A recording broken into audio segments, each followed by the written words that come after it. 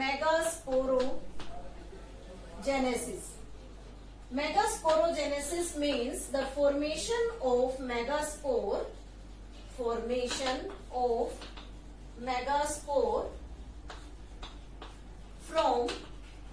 megaspore mother cell. Megaspore mother cell is named as the megasporogenesis. और megasporogenesis से जो embryo sac develop होता है that is also known as the female gametophyte. तो यहाँ हम स्टडी करेंगे कि कैसे मेगास्पोरोजेनेसिस होगा and after that how it will form the embryo sac. So सबसे पहले हम यहाँ पर एक सेल कंसीडर कर रहे हैं that is named as megaspore mother cell. This cell is diploid in number, means इसमें डबल नंबर ऑफ क्रोमोसोम है. This cell undergo meiosis. यहाँ पर सबसे पहले मियोसिस फर्स्ट होता है and this cell become divide into 2 cells. यहाँ 2 sales की फॉर्मेशन हो गई and these 2 cells have the haploid number of chromosome. After that, this cell again undergo meiosis second. और meiosis second में ये cell complete 4 cells की 4 daughter cells की formation करती है.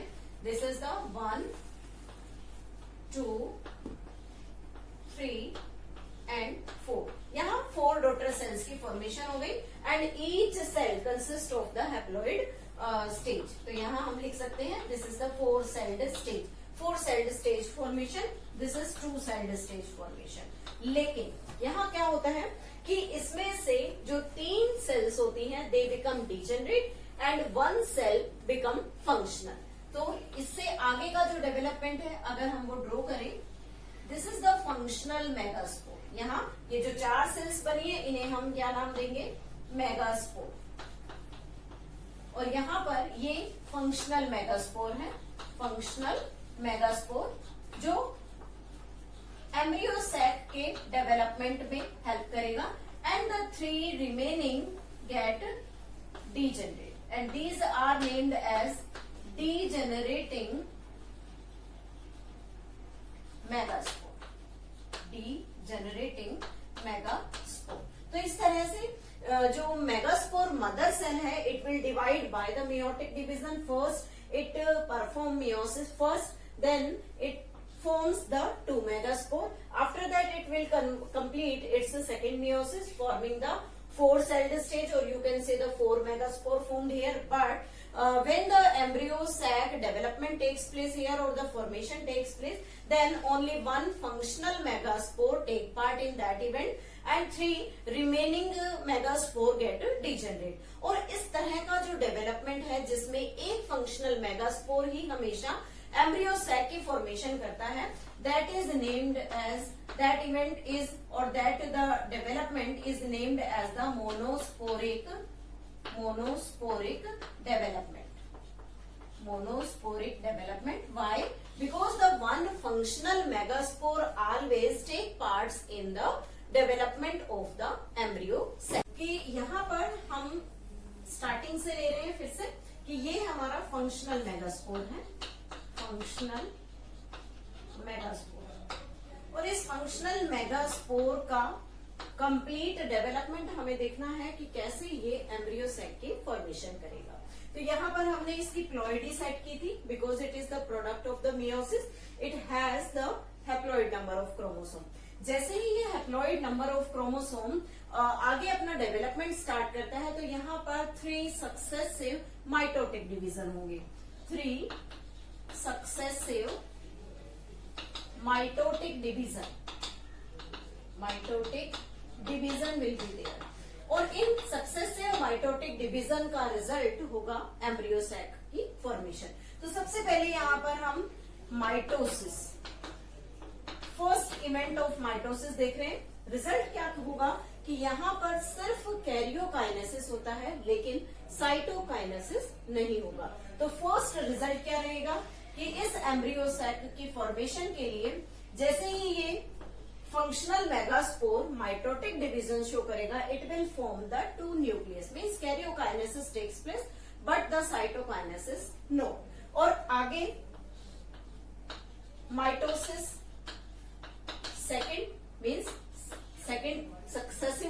division will be there, then it will result again in the formation of the 4 nuclei. Then after that it will complete its mitosis. Third, then it will results into the formation of the 8 nuclei in it. Like this.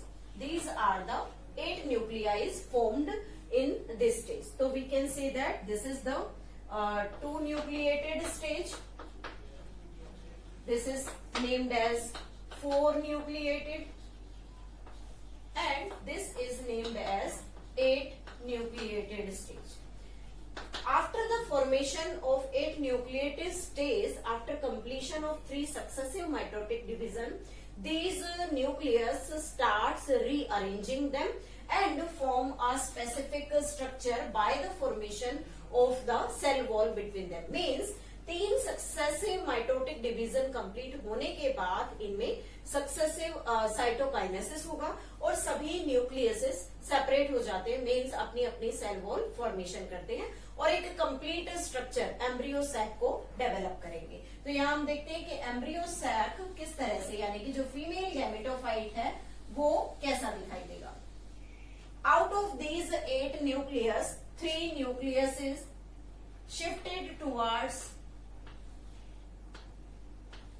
chalical end and they forms their wall, और ये अपनी wall formation कर देते हैं. इस तरह से इन्होंने अपनी एक वॉल फॉर्मेशन कर दी.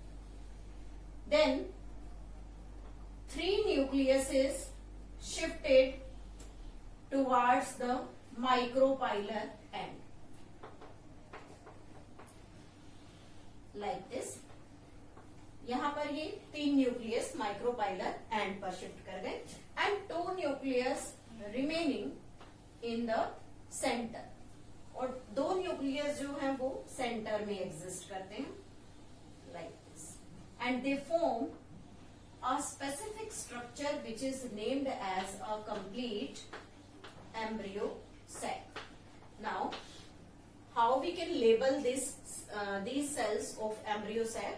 These cells which are present towards the chalical end, they are named as antipodal cells. Named as the antipodal cells, and this is the end of the ovule which is chalical. Chalical end की तरफ है. उसके बाद यहाँ ये 3 sales जो हैं वो माइक्रोपाइलर एंड पर हैं. सबसे पहले यहाँ लेबल कर लेते हैं माइक्रोपाइलर एंड. और इस माइक्रोपाइलर एंड पर जो 2 सेल्स हैं, these are named as synergids. These are named as the synergid. These synergids helps in guiding the entry of pollen tube. ये pollen tube की entry को guide करने में help करती हैं. And this one cell above this synergid, this is named as the egg cell. Named as egg cell. और यहाँ पर synergid और egg cell मिलकर एक complete structure बनाते हैं. Means 1 egg cell plus 2 synergid. Synergids forms egg apparatus. ये मिलकर egg apparatus की formation करते हैं. Clear? उसके बाद आता है कि यहाँ पर ये जो complete space है, this cell is named as the central cell. और इस central cell को largest cell of embryo sac भी कहा जाता है. क्यों? क्योंकि इसका साइज बड़ा है, इसके पास सबसे ज्यादा साइटोप्लाज्म प्रेजेंट है. इस सेल के अंदर यहाँ 2 न्यूक्लियस एग्जिस्ट करते हैं, that is named as the polar nuclear.